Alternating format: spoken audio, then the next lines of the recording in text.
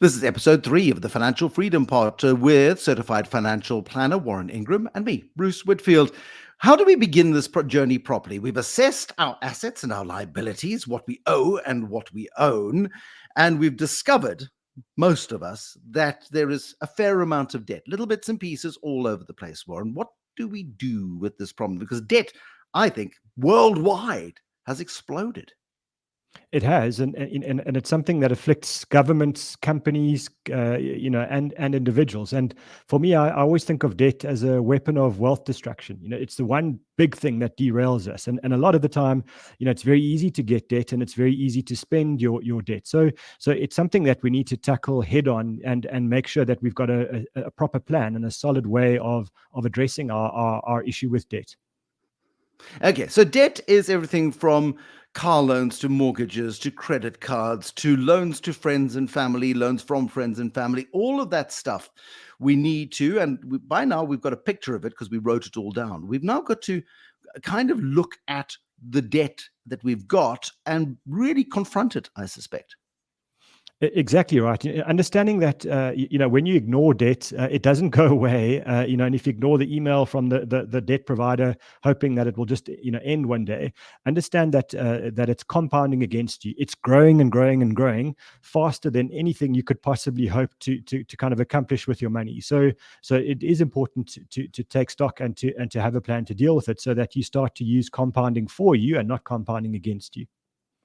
I don't know if he ever said it, but it's attributed to Einstein, and he's described it as the eighth wonder of the world, and that was the power of compounding. If you understand it, you can make it work for you. If you don't understand it, and this is where debt comes in, it works against you. And it is terrifying to watch the level of debt accumulate, particularly on something like a credit card, where interest rates are excessive, and once you lose control of that, you get into some really very, very, very serious trouble.